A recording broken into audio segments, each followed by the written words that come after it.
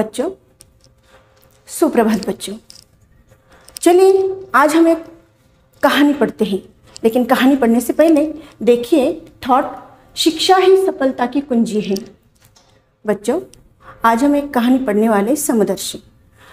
पर पाठ की ओर बढ़ने से पहले जरा देखिए तो सही कि आपकी कक्षा में आपसे मिलने कौन आया है। चलिए, ये है भोलू और ये है पप्पू।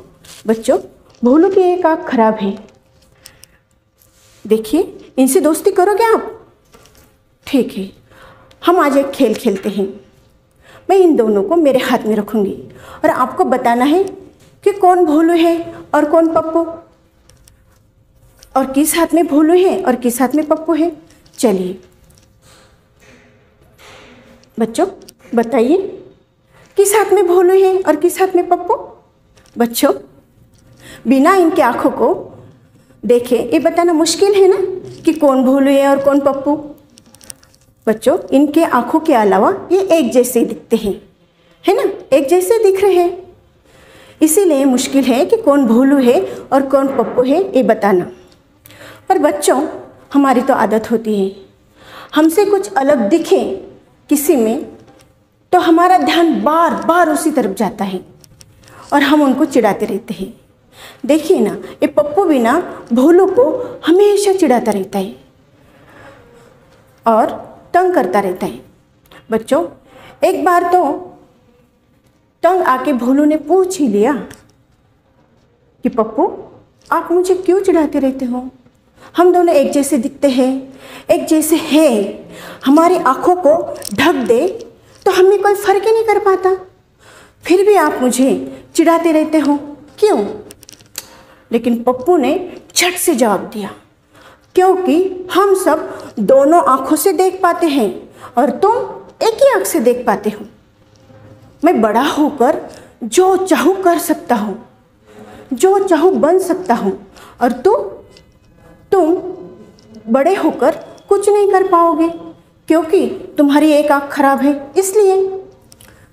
बच्चों, सच्ची में ऐसा होता है कि किसी की आँख खराब है या किसी का हाथ काम नहीं करता है या किसी का पाँव काम नहीं करता है तो ये वो के जीवन में कुछ नहीं कर पाते? बच्चों, सच्ची में ऐसा होता है? किसी के शरीर का कोई अंग खराब हो तो क्या वो कुछ नहीं कर पाते? चलिए, इनके जैसे ही, भोलू के जैसे ही आपको कुछ और लोगों से मैं मिलवाती हूँ।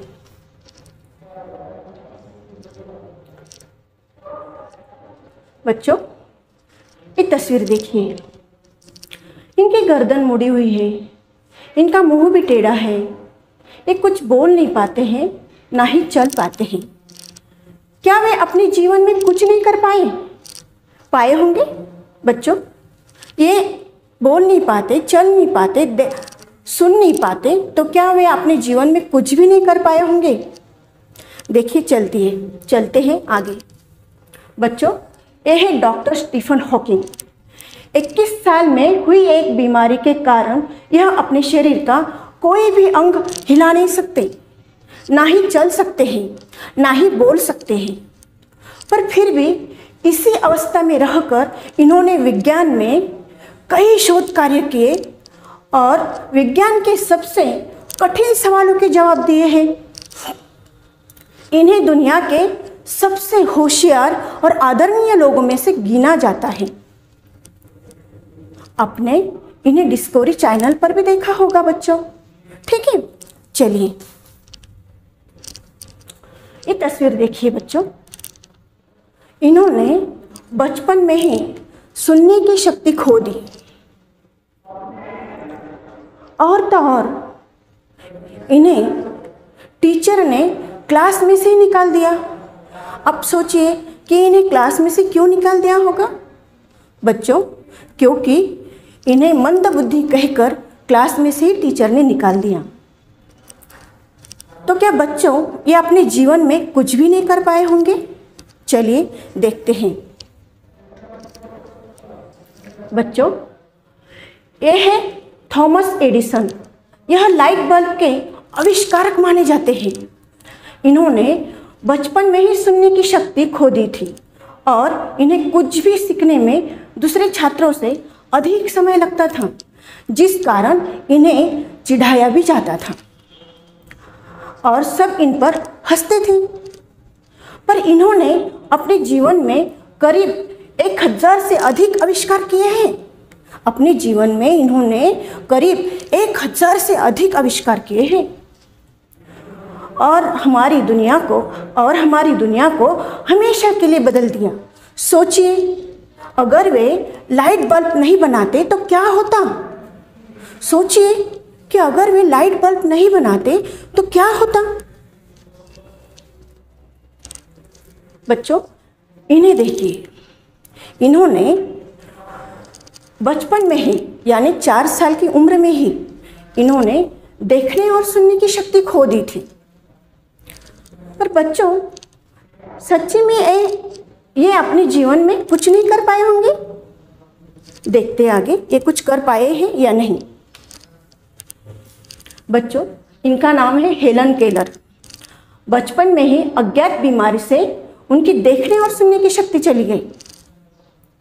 सबको लगता था कि वे जीवन में कोई बड़ा कार्य करना तो दूर, आम लोगों की तरह जीवन भी नहीं जी पाएगी। पर हेलन ने हार नहीं मानी।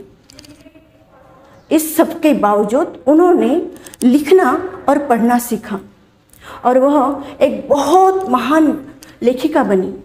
इन पर कई फिल्में भी बनी हैं और हाँ, आने वाली कक्षाओं में आपके हिंदी के पुस्तकों में भी इनकी लिखी कहानियां हैं बच्चों। और ये है वंशी। इसमें और जो लोग आपने अभी देखे उनमें एक समानता है कि सभी आम लोगों से अलग हैं। सभी आम लोगों से अलग थे। आप देख सकते हैं कि इसकी एक आँख खराब है, इसलिए इसे समदर्शी भी कहते हैं। बच्चों, समदर्शी शब्द का अर्थ होता है किसी में भेदभाव न करने का या न करने वाला। बच्चों, समदर्शी शब्द का अर्थ होता है किसी में भेदभाव न करने वाला और सभी को एक ही दृष्टि से देखने वाला। पर शायद इसी का किसी ने मजाक उड़ाने के लिए इसे यह नाम दिया है समदर्शी। बच्चों, ये भी एक आँख से ही देख पाता है। और एक बार तो ऐसे हुआ कि जैसे भोलू को पप्पू चिढ़ाता था, वैसे ही वंशी को सतीश नाम का लड़का चिढ़ाता है। बच्चों, वंशी को सतीश नाम का लड़का चिढ़ाता है। पर एक बार ऐसे हुआ कि सतीश ने चिढ़ाना ही छोड़ दिया और कक्षा में जाकर सबके सामने माफ़ी भी मांगी। तो बच्चों, ऐसा क्या हुआ होगा कि सतीश ने वंशी को चिढ़ाना ही छोड़ दिया और कक्षा में जाकर माफ़ी भी मांगी। तो चलिए देखते हैं कहानी में कि ऐसा क्या हुआ है कि सतीश ने वंशी को चिढ़ाना ही छोड़ दिया। बच्चों, देखिए कहानी में वंशी को अपनी एक आँख खराब होने का दुख न था, क्योंकि वह सोचता था कि इस संसार में और भी बहुत से लोग हैं जिनके अंगों में कोई ना कोई खराबी है। आज तक किसी ने न तो मोहल्ले में और न स्कूल में ही उसे चिढ़ाया और न कोई उस पर कभी हंसा था। उनके व्यवहार से ऐसा लगता था जैसे उनकी दोनों आंखें सबकी तरह सलामत है और वह सबके जैसा ही है। लेकिन जब से सतीश ने उसकी कक्षा में प्रवेश लिया था, वंशी को लगने लगा कि उसके साथ अन्याय हुआ है। वैसे सतीश अच्छा लड़का था, परंतु उसमें सबसे बड़ा ऐब यही था कि दूसरों में जब कोई कमी देखता तो फिर उसी के पीछे पड़ जाता था। बच्चों, सतीश तो अच्छा लड़का था, पर दूसरों में कोई कमी देखता तो उसी के पीछे पड़ जाता था, यानी किसी में दोष देखता तो उसी के पीछे पड़ जाता था। बच्चों, ऐसा करना तो गलत है। कुछ समय बाद ही वह वंशी को समदर्शी कहकर चिढ़ाने लगा। धीरे धीरे सभी उसे इसी नाम से पुकारने लगे। इस कारण वंशी क्रोध व पश्चाताप से भर जाता। एक दिन तंग आकर उसने कक्षा अध्यापक से शिकायत कर दी। कक्षा अध्यापक ने सतीश को नसीहत दी और कठोर दंड देने की चेतावनी भी दी। इसके बाद तो सतीश उसे और ज्यादा परेशान करने लगा। बच्चों, वंशी को धीरे धीरे, जैसे सतीश समदर्शी कहकर चिढ़ाता था, वैसे धीरे धीरे सभी कक्षा के बच्चे सतीश को उसी नाम से चिढ़ाने लगे और वंशी ने कक्षा अध्यापक से सतीश की शिकायत कर दी और कक्षा अध्यापक ने सतीश को नसीहत दी और कठोर दंड देने की चेतावनी दी। तो सतीश को और ज़्यादा परेशान करने लगा। सतीश वंशी को और ज़्यादा परेशान करने लगा। एक दिन वह घर आकर खूब रोया। पूरी बात सुनकर माँ ने समझाया, मेरे लाल, ईश्वर ने ही बनाया है तुझे, वही तेरे लिए कुछ करेगा। 2 दिन बाद ही खेलते समय सतीश की एक आंख पर गेंद की करारी चोट लगी। चोट गहरी थी। उसे अस्पताल ले जाया गया और फिर कई दिनों तक सतीश स्कूल नहीं आया। एक दिन वंशी सतीश से मिलने गया, परंतु सतीश ने उससे मिलने से मना कर दिया। आंख में थोड़ी राहत मिलते ही वह स्कूल चला आया। उसकी घायल आंख पर अभी भी पट्टी बंधी थी। कक्षा के बाहर बरामदे में खड़ा वह अपने साथियों को आप बीती सुना रहा था। वंशी चुपके से उसके पास जाकर उधर खड़ा हो गया जिधर आंख पर पट्टी बंधी थी। फिर आहिस्ते से कान के पास मुंह लेकर जाकर बोला, क्यों भाई, नजर तो आ रहा हूं ना? क्यों भाई, नजर तो आ रहा हूं ना? मैं हूं तुम्हारा दोस्त वंशी, तुम्हारे शब्दों में समदर्शी।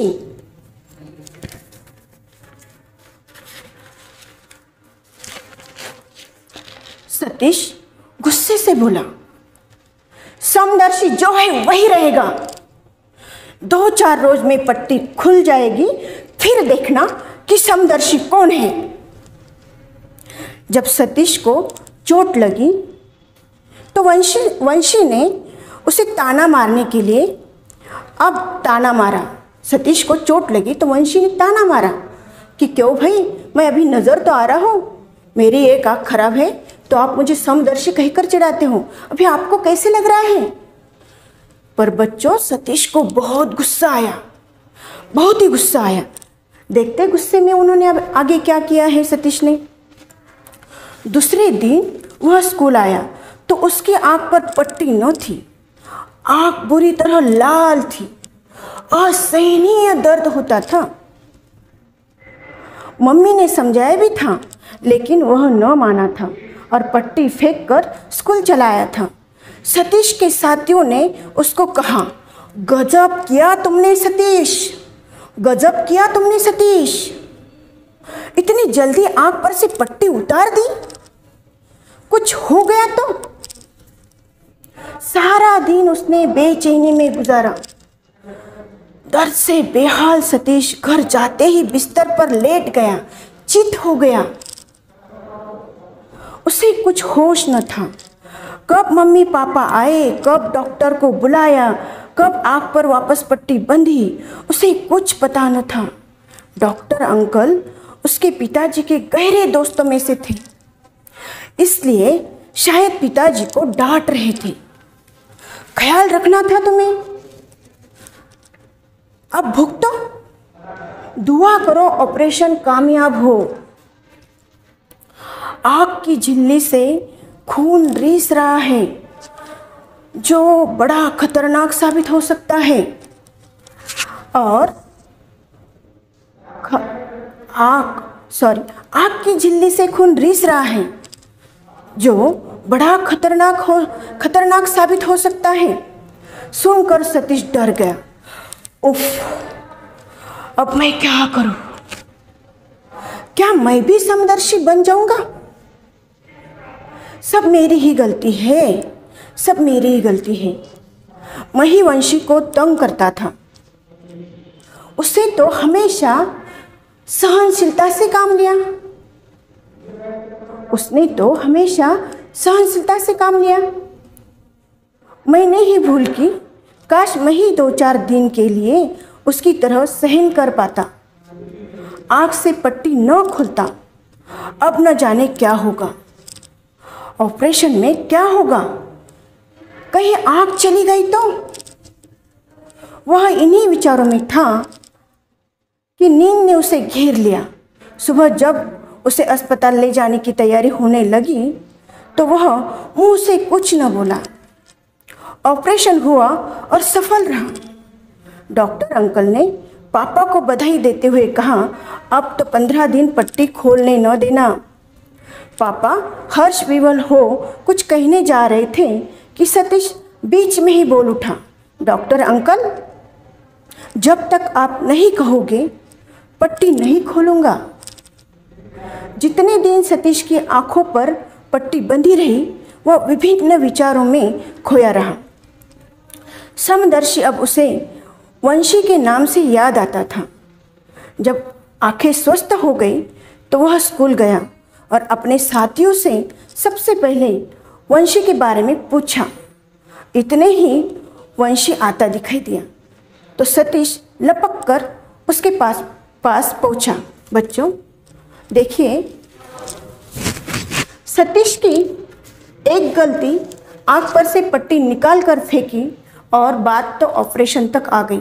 और डर भी गया था कि अभी ऑपरेशन कामयाब होता है या नहीं।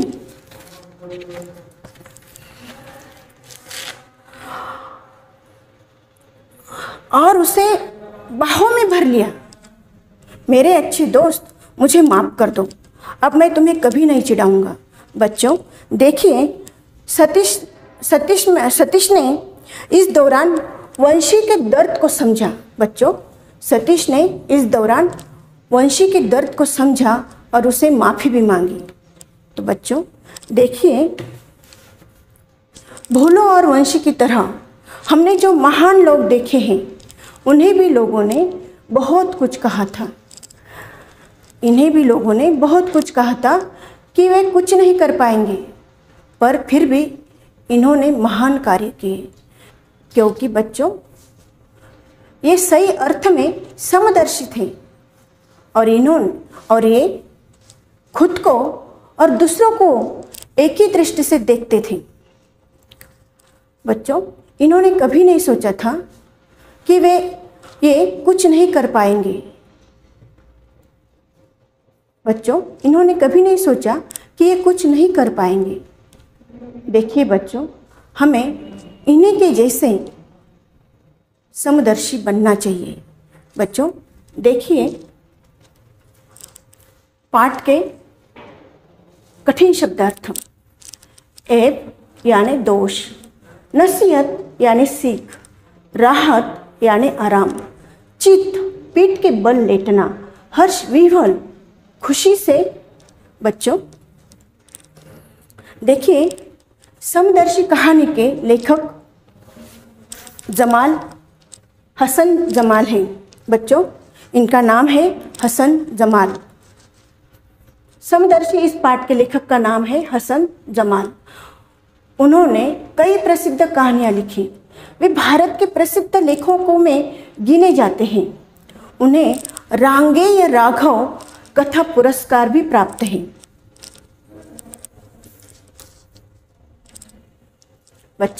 बच्चों हमें सभी को समान दृष्टि से देखना चाहिए। मजाक हमेशा सोच समझकर ही करना चाहिए। हमारा मजाक किसी को बहुत बुरा भी लग सकता है। और बच्चों, किसी को इतना भी मत तंग करो कि वो बहुत परेशान हो जाए। धन्यवाद बच्चों। आशा करती हूँ कि कहानी, समदर्शी कहानी आपको समझ में आई होगी।